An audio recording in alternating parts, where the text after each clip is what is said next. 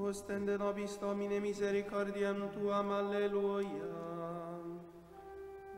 Et salutare Tuum nobis, alleluia. Domine exaudi orationem meam. Et clamor meus ad Te veniat. Dominus vobiscum. Et cum spiritu Tuum. Oremus. Exaudi nos Domine Sancte Pater Omnipotens Eterne Deus, et mittere digneris sanctum angelum Tuum de celis, qui custodiat, foveat, protegat, visitet, atque defendat omnes habitantes in hoc habitaculo, per Christum Dominum nostrum.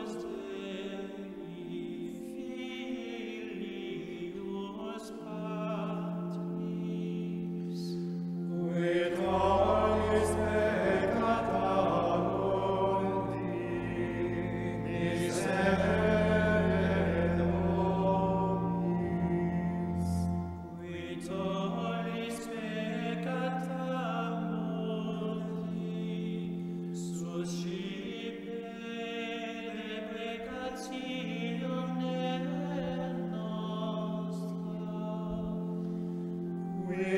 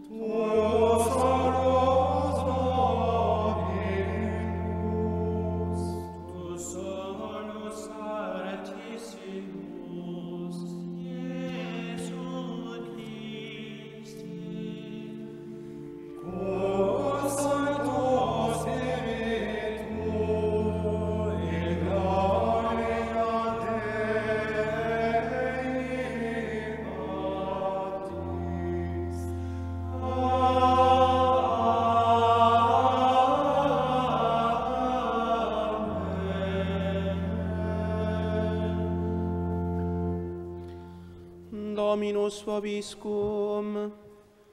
et cum spiritu tuo. Oremus.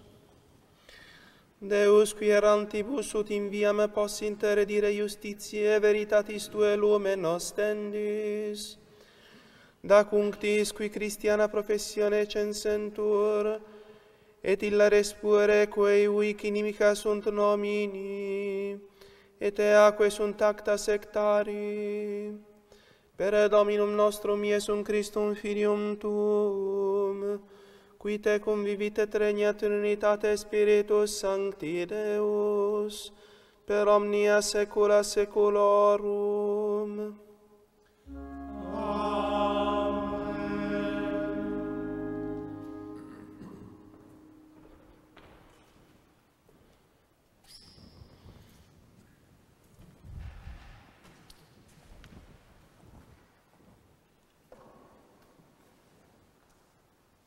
Lexio epistolae Beati Petri Apostoli. Carissimi, obsequo vostram quam advenas et peregrinos abstinere vos a carnalibus desideris, quae militant adversus animam, conversationem vestram inter gentes, habentes bonam, ut in eoco dectrectant de vobis tamquam de malefactoribus, ex bonis operibus vos considerantes, glorificem Deum in die visitationis.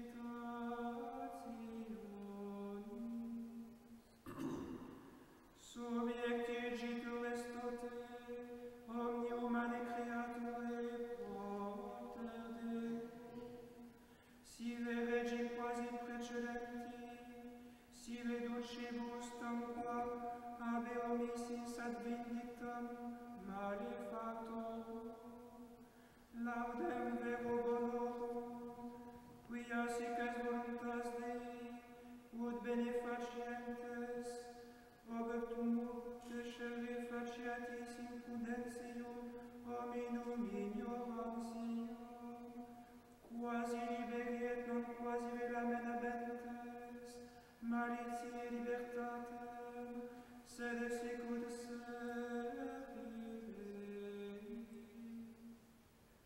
Omnes honorate, fraternitatem dirigite, Deum timete, regem honorificate.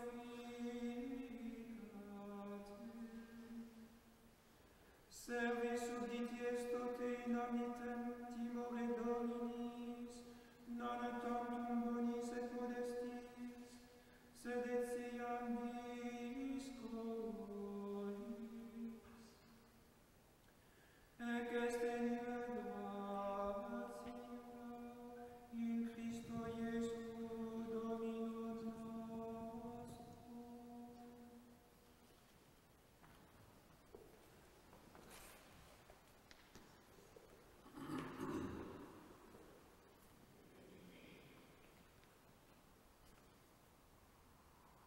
Lecture de la première épître de Saint Pierre, apôtre.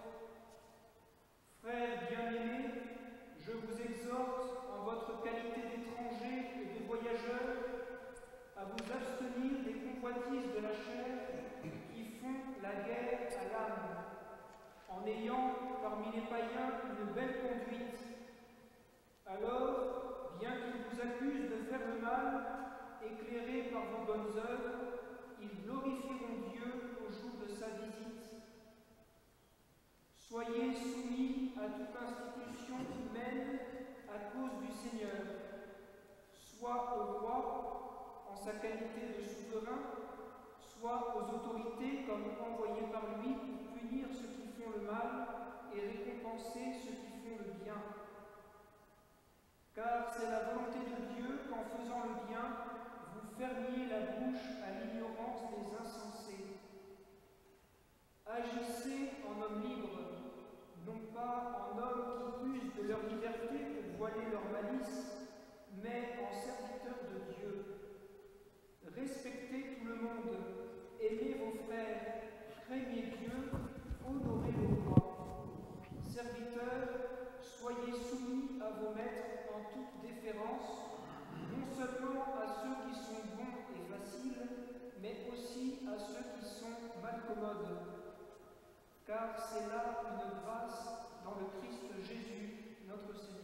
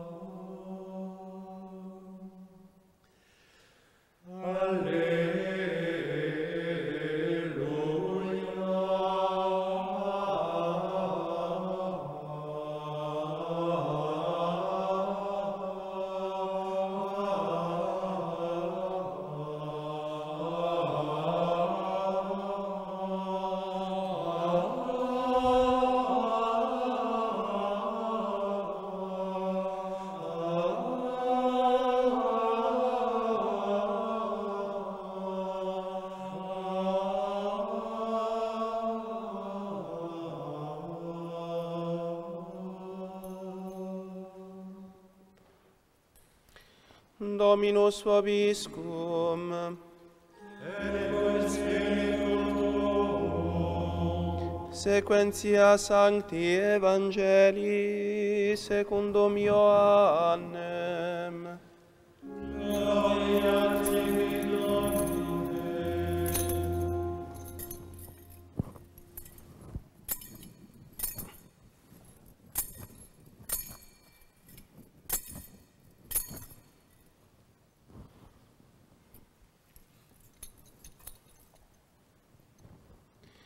In illo tempore dixit Iesus discipulis suis, modicum etiam non videbitis me, et iterum modicum et videbitis me, quia vado ad Patrem. Dixerunt ergo ex discipulis eius ad invicem, quid est hoc quod dicit nobis, modicum et non videbitis me, et iterum modicum et videbitis me, quia vado ad Patrem. Dicebant ergo, quid est hoc quod dicit modicum, nescimus quid loquitur. Cognovit autem Iesus, quia volebant eum interrogare, et dixit eis, de hoc queritit intes vos quia dixi, modicum et non videbitis me, et iterum modicum et videbitis me.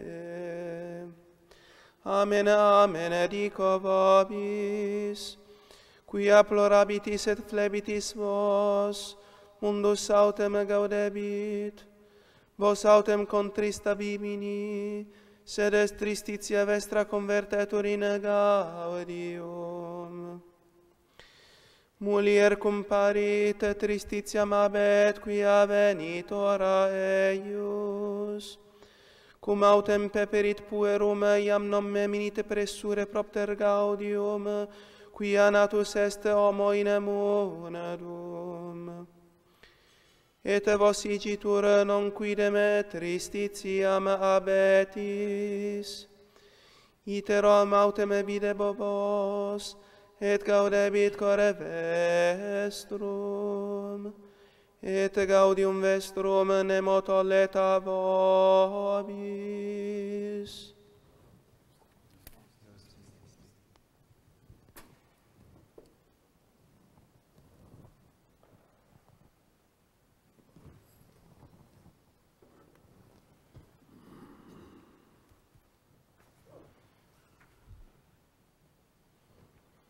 Suite du Saint Évangile selon Saint Jean.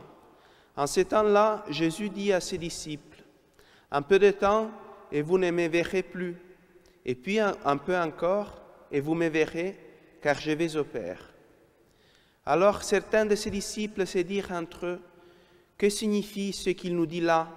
Un peu de temps, et vous ne me verrez plus, et puis un peu encore, et vous me verrez, et je vais au Père. » Ils se disaient donc, que signifie ce peu de temps dont il parle? Nous ne comprenons pas ce qu'il veut dire. Sachant qu'ils désiraient l'interroger, Jésus leur dit, vous vous questionnez sur ce que j'ai dit, un peu de temps et vous ne me verrez plus, et puis un peu encore et vous me verrez. En vérité, je vous le dis, vous pleurerez et vous gémirez, le monde, lui, se réjouira, vous serez attristés, mais votre tristesse se changera en joie. Lorsque la femme enfante, elle est triste parce que son heure est venue, mais quand elle a eu son enfant, elle ne se rappelle plus sa douleur dans la joie qu'un homme soit venu au monde. Et vous aussi maintenant vous êtes tristes, mais je vous reverrai, et votre cœur se réjouira, et votre joie, nul ne vous l'ôtera.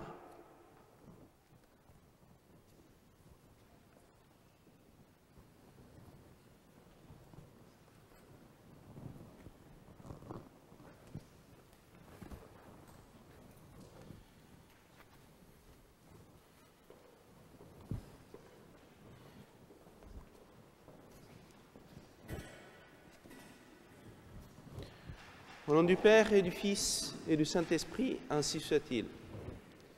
Chers confrères, bien chers fidèles, dans quelques jours, on va commencer la fin du confinement. Je dis commencer car vous savez bien qu'il y a encore beaucoup de choses qui restent interdites. Entre autres, les cérémonies publiques du culte qui, d'après nos gouvernants, sont aussi importantes que les sports en collectivité ou le tourisme. Mais ce n'est pas de cela que je veux parler. La fin du confinement va commencer. Vous pourrez aller visiter vos proches et vos amis. Beaucoup d'entre vous reprendront le travail qu'ils ont dû arrêter. Les enfants des classes primaires rentreront à l'école. Il vous sera permis de sortir du rayon d'1 kilomètre de chez vous. Autant de choses qui ont une importance vitale. Il est tout à fait légitime d'y aspirer.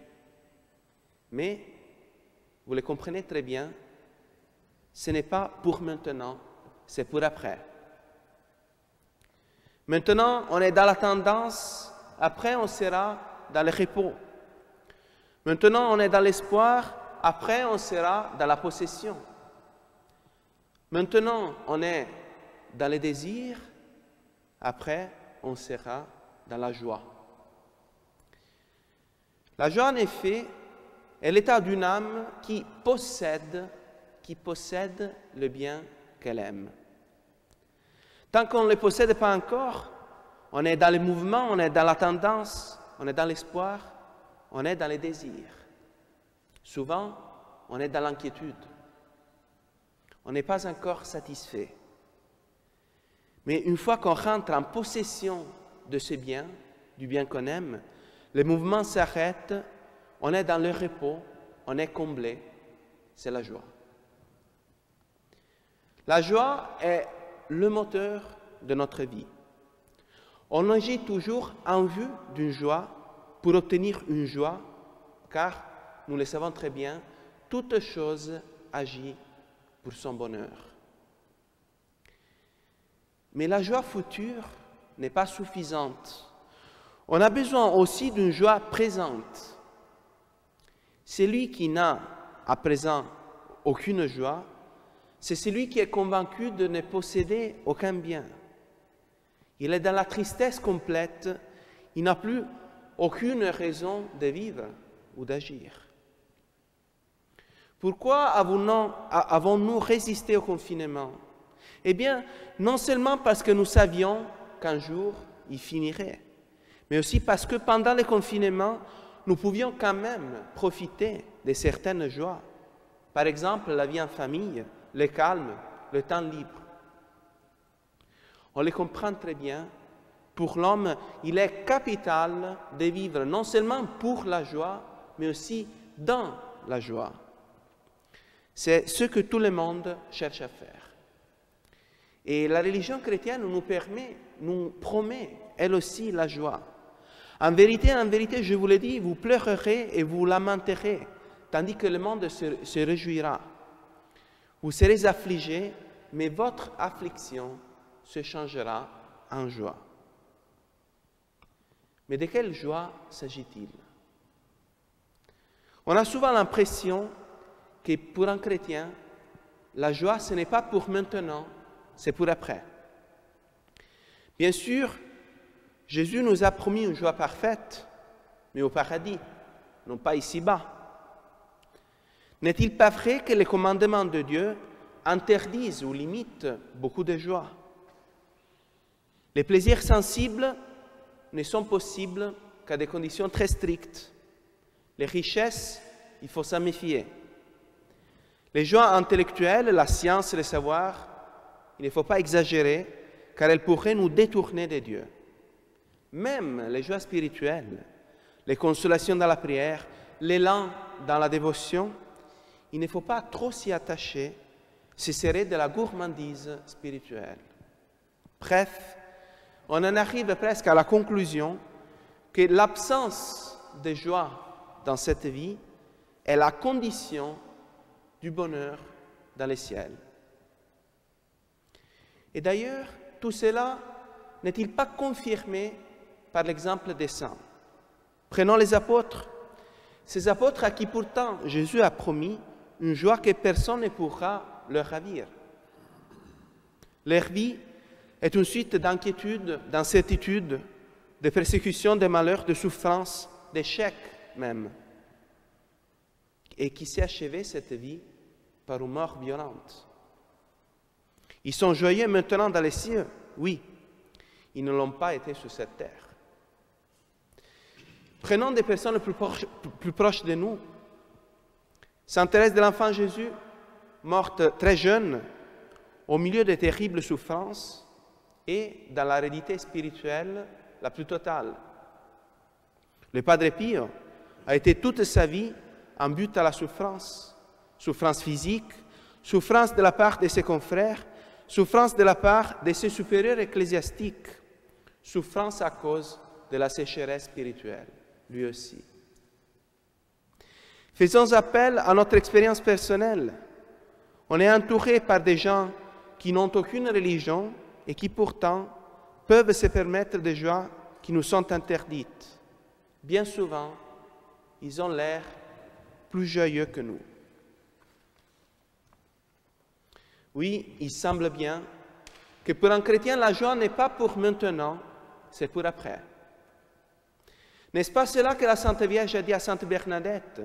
Je ne t'ai pas promis de te rendre heureuse dans cette vie, mais dans l'autre. Et pourtant, on l'a bien vu, le désir d'une joie future, pour certains qui soient, n'est pas suffisant. Il nous faut une joie présente. Il nous faut des biens qu'on possède dès à présent. C'est l'essence d'ailleurs de ce mot de Jésus. Vous donc aussi, vous êtes maintenant dans l'affliction, mais je vous reverrai, et votre cœur se réjouira, et nul ne vous ravira votre joie. Il ne se réfère pas à l'autre vie, mais au temps qui suivra sa résurrection. Et encore, Saint Paul, il dit aux chrétiens, soyez dans la joie. Il ne dit pas, vous serez un jour dans la joie, mais soyez maintenant dans la joie. De quelle joie alors s'agit-il?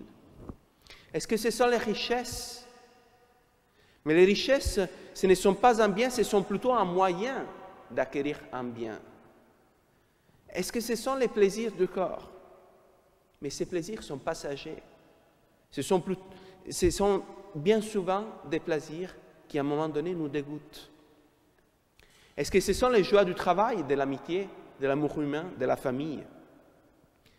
Mais tout cela peut changer, peut finir à cause d'un changement de circonstances et finalement à cause de la mort. Or, la joie que Jésus nous promet est telle que personne ne pourra nous la ravir. Est-ce que ce sont les joies de la vie intellectuelle, la connaissance de la vérité? Mais ces joies ont pour objet un bien qui est limité, les créatures. Or, notre esprit n'est pas fait pour un bien limité, il est fait pour les biens universels. Nous comprenons très bien que la seule joie parfaite, la joie que personne ne pourra nous ravir, consiste dans la possession du bien éternel, parfait, universel, dans la possession de Dieu. Oui, mais la possession de Dieu, on ne l'aura que dans notre vie. Je réponds, la possession de Dieu, on peut l'avoir dès ici-bas par la vie de la grâce. La vie de la grâce atteint son sommet dans la vertu de charité par laquelle on aime Dieu tel qu'il est. Or, l'amour consiste précisément dans l'union avec l'objet aimé. Et c'est de cette union que découle la joie. Une joie qui est d'autant plus forte que l'union à l'objet aimé est plus intime. Nous le voyons très bien dans l'amour humain. Lorsqu'on aime quelqu'un, on veut passer du temps avec lui, on veut être uni à lui, et c'est de cette union qu'on va tirer une grande joie. On est en paix, on est dans le repos quand on est avec lui, on est triste, on est dans l'inquiétude quand celui-ci s'éloigne. Il en est de même, toute proportion gardée, pour l'amour de Dieu. Plus on aime, plus on est uni à lui par la charité, et plus on est dans la joie. Et c'est une joie que personne ne peut nous ravir, car elle ne dépend pas des circonstances de la vie. Comme le dit saint Paul, « Qui nous séparera de l'amour du Christ? Sera-ce la tribulation ou l'angoisse ou la persécution ou la faim ou la nudité ou les périls ou l'épée? Mais dans toutes ces épreuves, nous sommes plus que vainqueurs par celui qui nous a aimés. Car j'ai l'assurance que ni la mort, ni la vie, ni les anges, ni les principautés, ni les choses présentes, ni les choses à venir, ni les puissances, ni la hauteur, ni la profondeur, ni aucune autre créature ne pourra nous séparer de l'amour de Dieu dans le Christ de Jésus, notre Seigneur. » Vous l'avez bien compris, les motifs de la joie chrétienne, c'est l'amour de Dieu, un amour dont personne ne peut nous séparer, si ce n'est, hélas, que nous-mêmes, par les péchés mortels. Et cet amour est possible dès ici-bas. Certes, il n'est pas aussi parfait, il n'est pas aussi stable que la béatitude du paradis, où nous ne pourrons plus pécher. Mais il est largement suffisant pour nous donner la joie dont on a besoin en cette vie. Et nous comprenons maintenant l'essence profond des commandements de Dieu. Il ne s'agit pas de nous interdire certaines joies, il s'agit d'écarter des entraves à l'amour de Dieu. On sait très bien qu'il y a des joies qui sont opposées à d'autres. On ne peut pas avoir en même temps et la joie du mariage et la joie qui consiste dans la possibilité de choisir un autre homme ou une autre femme. La fidélité est une condition indispensable à la joie conjugale. Ce n'est pas juste une interdiction, c'est ce qui rend possible le vrai amour entre époux. Il en est de même pour les commandements chrétiens. Il ne s'agit pas d'éliminer toute joie qui n'est pas l'amour de Dieu, mais seulement ces joies qui s'opposent à l'amour de Dieu. Les saints, malgré leurs souffrances et leurs inquiétudes, frappaient leur entourage par leur joie parfaite. Saint Paul, on l'a vu, commande à ses fidèles d'être toujours dans la joie. Et le Padre Pio disait qu'il n'avait pas eu un seul jour de tristesse en sa vie. Pas un seul jour de tristesse. Comment se fait-il? Eh bien, c'est que les motifs de leur joie ne se trouvaient pas dans un bien périssable, mais dans l'amour de Dieu que nul ne peut nous ravir. Comme le dit notre Seigneur, ne vous amassez pas des trésors sur la terre, où la rouille et les vers rongent, et où les voleurs percent les murs et dérobent. Mais amassez-vous des trésors dans les ciels, où ni les vers ni la rouille ne rongent, et où les voleurs ne percent pas les murs ni ne dérobent. Car là où est votre trésor, là sera aussi votre cœur. Certes, la joie d'ici-bas est peu de choses par rapport à la joie du paradis. Pourtant, c'est une joie vraie, c'est une joie authentique, une joie profonde, une joie stable, une joie pure, un avant-goût du ciel. On peut dire sans exagérer que la béatitude éternelle commence ici-bas. Oui, la béatitude éternelle commence ici-bas. Celui qui aime Dieu, celui qui cherche chaque jour à aimer davantage Dieu, le connaît bien. Une question, cependant, se pose. Si la joie du chrétien doit consister dans l'amour de Dieu, que faire des autres joies? Que faire des joies sensibles? Que faire des joies intellectuelles que pourtant nous désirons si naturellement et si intensément? Eh bien, si vous pensez que ces joies doivent être éliminées, vous vous trompez. Comme le dit saint Thomas, personne ne peut vivre sans aucune joie sensible. C'est dans la nature de l'homme, qui est composée d'âme, mais aussi de corps. Et pourtant, il faut mettre de l'ordre. On ne peut pas rechercher une joie inférieure au détriment d'une joie supérieure? Que penseriez-vous d'un couple où l'un de deux aime tellement les voyages qu'il néglige la vie conjugale qui finalement entraîne la rupture du mariage? Qu'en penseriez-vous? Eh bien, les joies naturelles nous sont permises et nous sont même nécessaires, mais en condition qu'elles n'entraînent pas la perte ou la diminution de la joie surnaturelle, de la joie suprême, qui consiste dans l'amour de Dieu. Le christianisme ne consiste pas à éliminer, il consiste à ordonner. Et une autre question se pose. Si l'amour de Dieu est la joie la plus parfaite que nous puissions avoir, pourquoi il y a d'autres joies qui nous entraînent davantage? Eh bien, cela dépend du fait que les joies naturelles, et particulièrement les joies sensibles, sont plus faciles à connaître et aussi plus faciles à obtenir. De plus, comme elles s'adressent au corps, elles ont une intensité plus forte et permettent de soulager la douleur et la tristesse physique. Voilà pourquoi elles nous entraînent davantage. Mais si on y réfléchit bien, les joies spirituelles sont bien plus fortes et plus nobles, car elles ont pour objet un bien plus élevé et plus stable. Elles sont peut-être moins intenses, mais elles sont plus profondes et plus pleines. Et surtout, personne ne peut nous les ravir. C'est en ces joies spirituelles qu'on trouve la vraie paix, c'est là qu'on trouve notre parfait achèvement. La joie chrétienne peut être comparée au fond de la mer.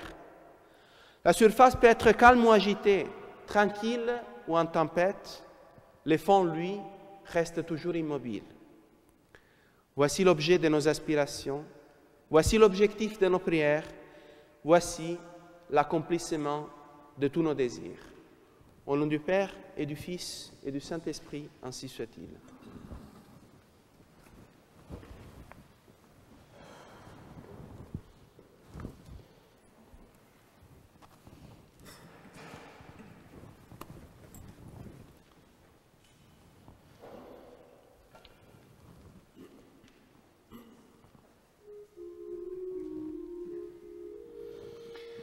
Credo in unum Deum, Patrem omnipotentem, Factorem Caeli et Terrae, visibilium omnium, et invisibilium, et in Terra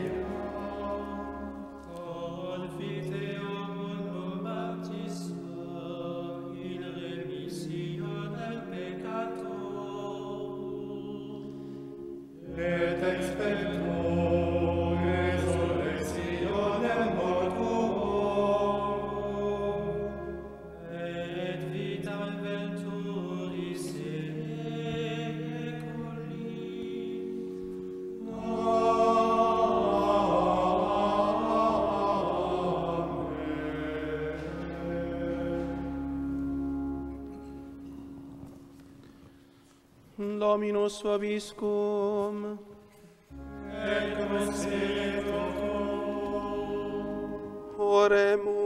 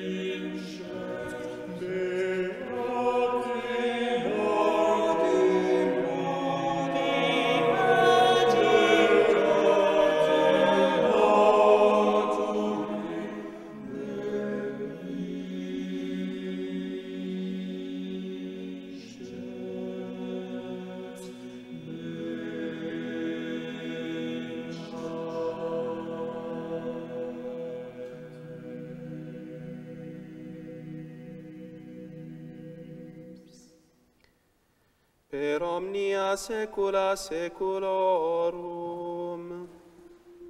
Amen. Dominus vobiscum. Et cum spiritu tuo. Sursum corda.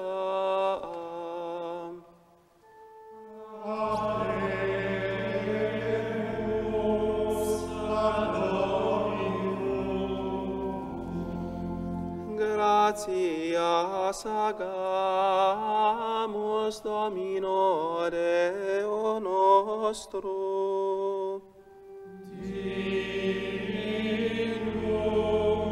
et justum est. Vere dignum et justum est, cum et salutare, te quidem Dominem omni tempore, sed in hoc potissimum gloriosius predicare, cum Pascha nostrum immolatus est Christus. Ipse erim verus est agnus, qui abstulit peccata mundi, qui mortem nostra memoriendo destruxit, et vitam resurgenedore paravit. Et ideo cum anegeris et arcanegeris, cum tronis et dominationibus, cumque omni militia celestis exercitus, hymnum gloriae Tuae canimus, sine fine dicentus. Sanctus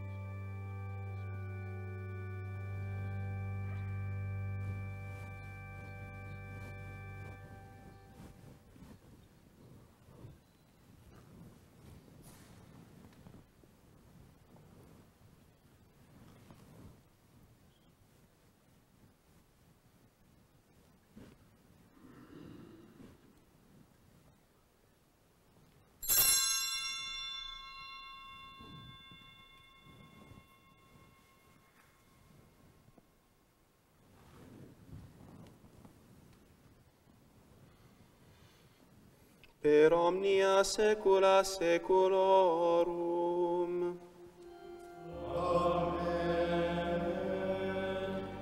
Oremus, preceptis salutaribus moniti, et divina in institutione formati, audemus dicere.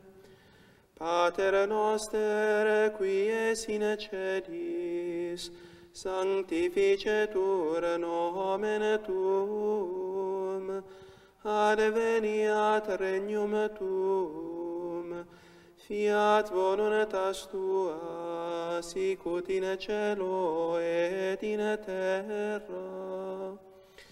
Panem nostrum quotidianum da nobis hodie, et dimitte nobis debita nostra, sicut et nos dimittimus debitoribus nostris, et ne nos inducas in tentationem.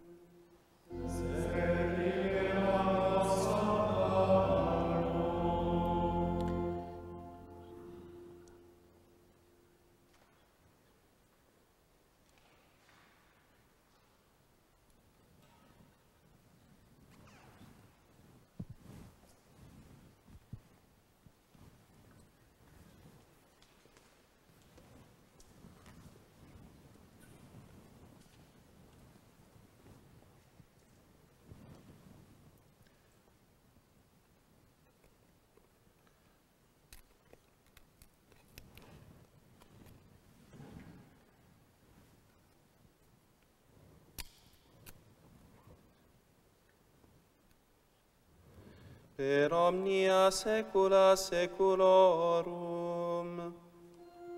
Amen.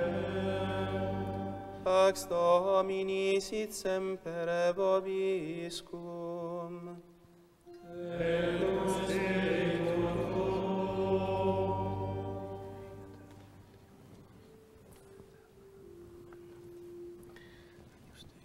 Agnus Dei,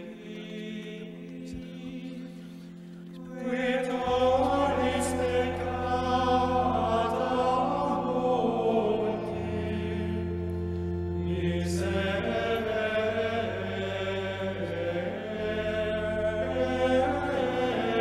nobis. Agnus Dei, qui tollis peccata mundi,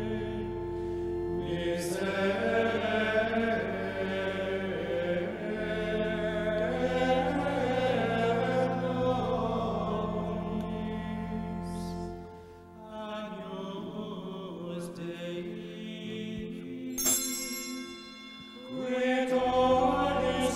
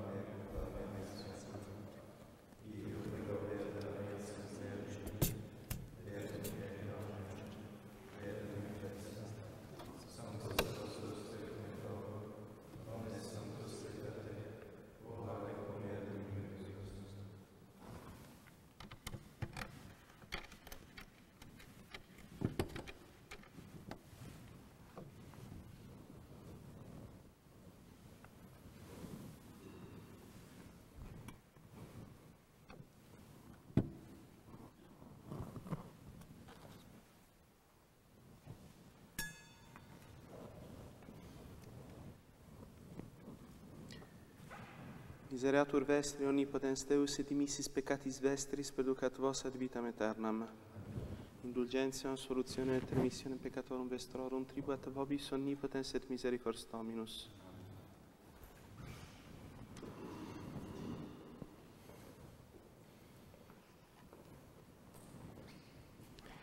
Ecce agnus Dei, ecce qui tollit peccata mundi. Domine nostrum dignus ut intre subtectum meum, sed tanto verbo et sanabitur anima mea. Domine nostrum dignus ut intre subtectum meum, sed tanto verbo et sanabitur anima mea. Domine nostrum dignus ut intre subtectum meum, sed tanto verbo et sanabitur anima mea. Corpus Dominus Iesus Christi, ustare talentum in vitam aeternam. Amen. Corpus Dominus Iesus Christi, ustare talentum in vitam aeternam. Amen. Corpus Dominus Iesus Christi, ustare talentum in vitam aeternam. Amen. Ave Maria,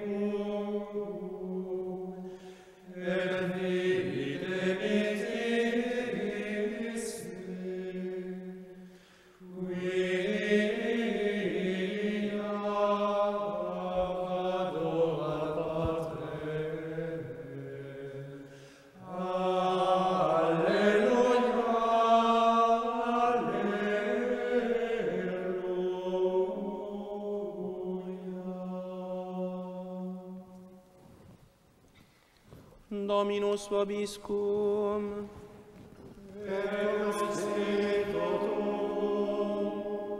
Oremus.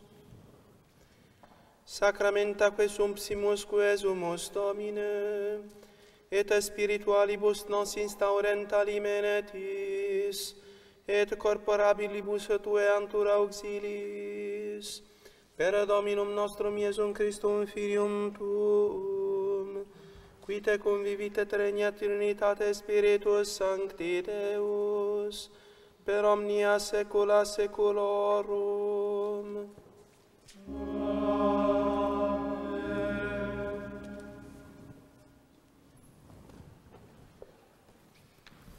Dominus vobiscum.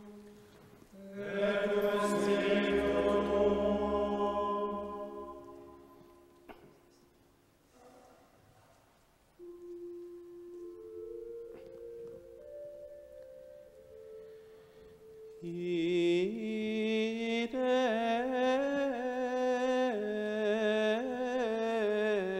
missa est.